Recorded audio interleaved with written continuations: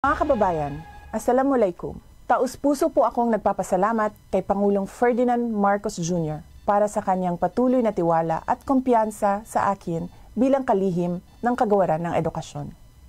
Mahalaga ang kanyang pagkilala sa papel ng lahat ng bumubuo ng Department of Education sa pagsulong ng 8-point socio-economic agenda ng Marcos administration para sa isang bagong Pilipinas.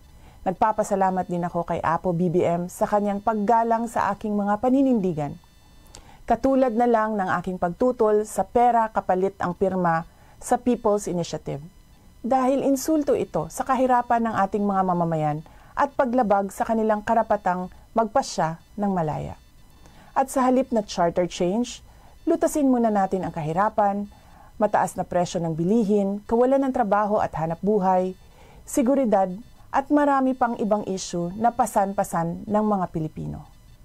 Ang paggalang ay isang natatanging asal na ipinakita ng Pangulo sa ating lahat, kung kaya't galangin din sana natin ang opinyon at paniniwala ng ibang tao, kasama na ang ating mga kamag-anak. May respeto ako sa mga pananaw at opinyon ni dating Pangulong Rodrigo Duterte, pati na ng aking mga kapatid.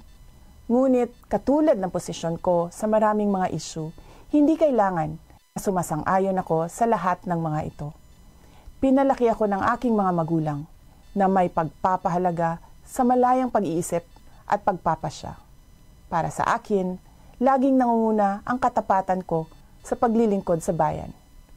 Uunahin ko ang edukasyon ng ating kabataan at kapayapaan ng bayan. Uunahin ko ang Pilipinas. Syukran.